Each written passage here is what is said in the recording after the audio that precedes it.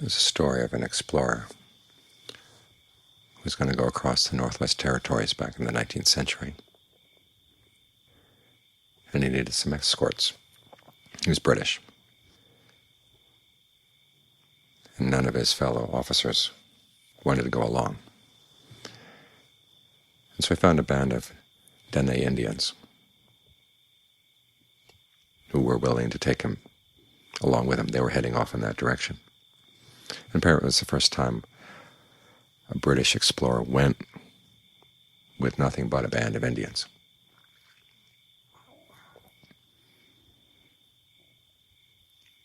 And one of the things he noticed was that on the days when they didn't have much food, they tighten their belts and joke a lot. Humor was one way of getting them over the hump, getting them past their hunger.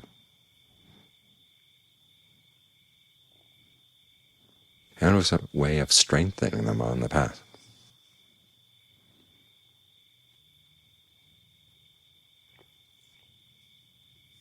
And as we meditate, it's good to keep that in mind. That one of the ways of gladdening the mind, which is one of the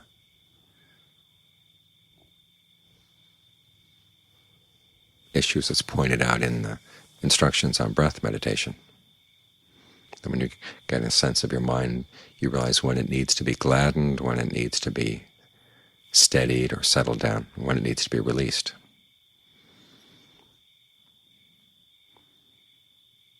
And having a good sense of humor about the whole thing not only gladdens the mind, but also helps to release it. Learning to step back and look at what's amusing in your situation, what's ironic. Now, you don't want this to be a nasty sense of humor that saps your strength. You're trying to give yourself energy. And just look at things in a good-natured way.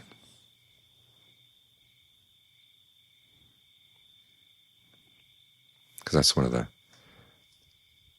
two features of humor. One is it gives you a sense of distance, and there's a sense of perspective that can come with that.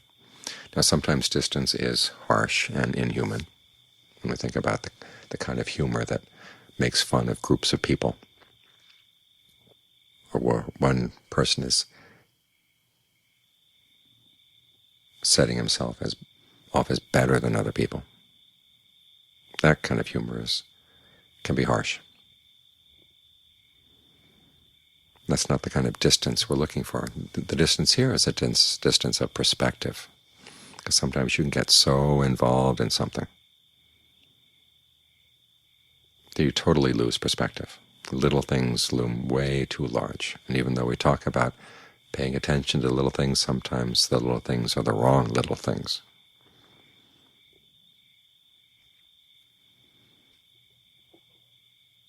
There was a monk years back who was off in a cave in Thailand, and he got totally obsessed with one of the rules in the Vinaya and wrote me a 13-page letter on that particular rule.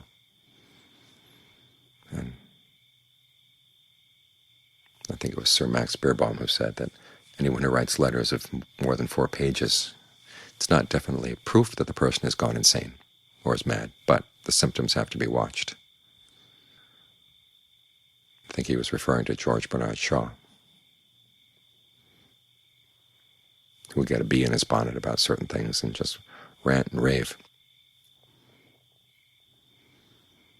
And the 13 pages were all about little tiny details that it turned out, for the most part, were totally irrelevant, totally beside the point. And that's precisely the kind of obsession that you want to get away from, when you can pull back and see this is ridiculous. You save yourself a lot of trouble, and you save yourself a lot of grief by getting a sense of perspective, and a good sense of humor helps with that. So you figure out which are the little things that require attention, which are the little things that are just extraneous details. The other function of humor is a surprise.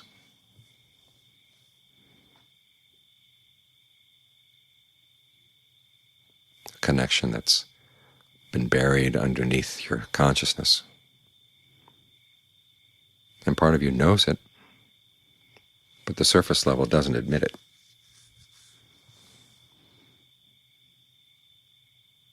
That sudden switch in a frame of reference is what a lot of humor is all about. It's like modulation of music. You're running along, you seem to be in one key, and all of a sudden, whoops, you realize you've been in another key for a while, and the composer pulls you out. And that's kind of a humor in music.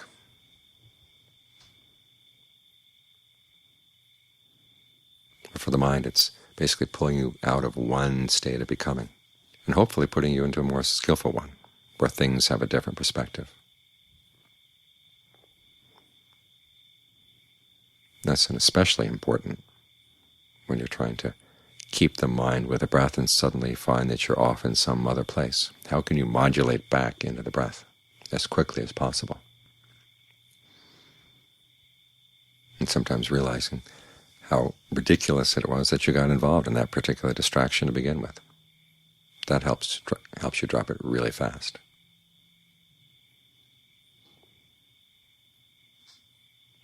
And that's a pattern for a lot of our defilements.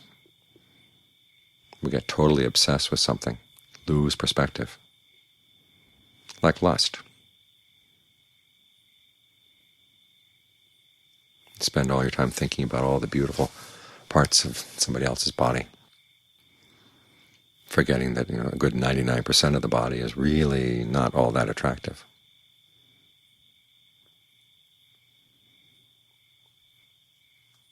And yet the tenacity of the mind is it wants to hold on to just those few little things that make the body attractive. When you pull away from it, you begin to realize how ridiculous it was. The same with anger. A little tiny thing can set you off. And some little things are important, other things are not. But if you have a sense of humor about it, you begin to realize there are certain things that were just not worth it. If you don't watch out, you can cause yourself a lot of grief. So this ability to step back and gain some perspective, gain a new perspective, put things in their proper list of priorities. It helps to release the mind from a lot of its burdens, a lot of its cares.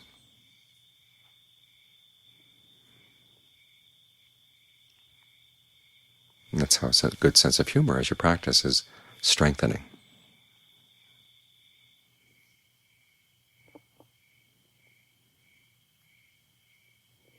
One of the things I notice about the stories that Ajahn Fuang would tell about Ajahn Mun, we'd focus on Ajahn Mun's sense of humor. Now you read the biographies, and it seems to be the last person you would think had a sense of humor. Very serious, very earnest. Well, earnestness does not mean that you don't have a sense of humor. Sense of humor is a sign of wisdom, because wisdom, of course, is that ability to see things in perspective.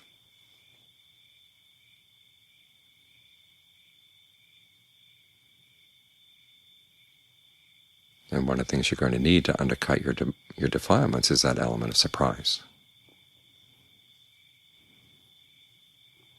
This is why, as Ajahn Fuang said, your ingenuity is an important aspect of the path. As you try to figure out new ways of approaching a particular problem, it's good to be able to toss off some totally ridiculous ideas, because there may be one that at the beginning seems ridiculous, but it turns out it's actually going to be the solution to the problem.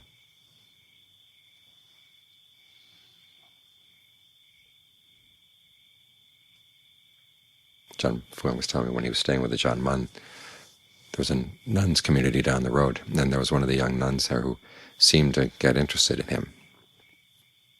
She'd fix special food to put in his bowl, and she'd crochet little things for this fork and a spoon. And Ajahn Mun noticed that Ajahn Fuang wasn't interested in the nun. So he turned his attention to the nun. One time the nuns community came to him for some instruction. So he asked them how their 8 precepts were going. And then he talked about a story with Lady Visakha, who noticed different groups of people were observing the 8 precepts, young people, old people, men, women, children. And so she went around to the different groups. and asked them why they're observing the 8 precepts. She talked to some old people, and they said, well, they were observing for the sake of heaven. They wanted to go to heaven after they passed away. She went to a group of young women and asked them why they were observing the 8 precepts. They said they wanted something better than heaven. They wanted a husband.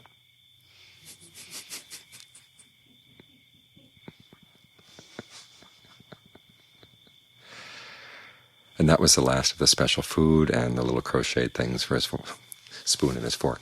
She got the message.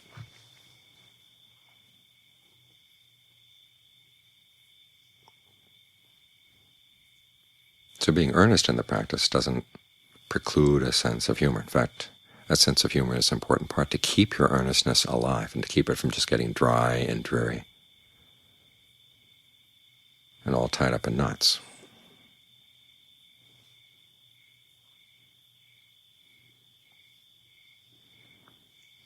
So when you do feel like you're running up against a dead end, see if you can step back and look for the humor in the situation.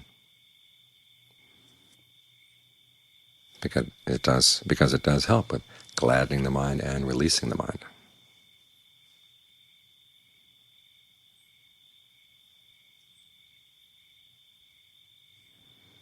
And if you can learn that you can surprise yourself, that's a sign that you can also find other new things in the path.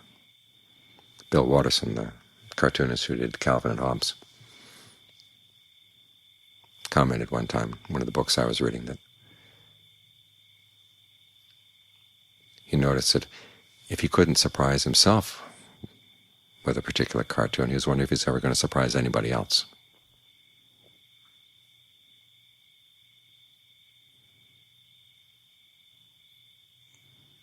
Back when I was writing fiction, when I was younger, I noticed that if my character surprised me, I knew that I had a character that was really alive.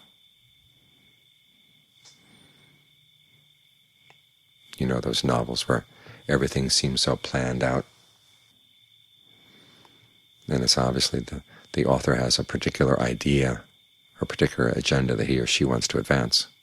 Those are the most boring novels of all. You put them aside because you know where it's going.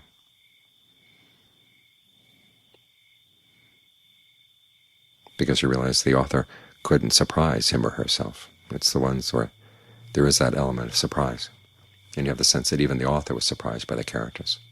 Lets the characters have their own life.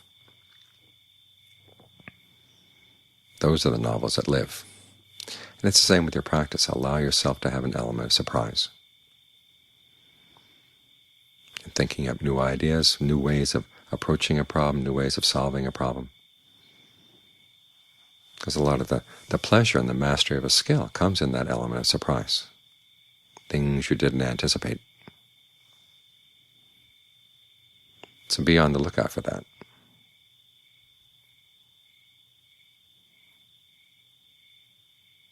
Because that's what gives strength to the practice and allows you to make it through the dry patches and around some obstacles that, when you think about a problem in your normal, rational, neatly reasoned out way, don't seem to have any solutions at all. That's a sign that you've got to think outside the box.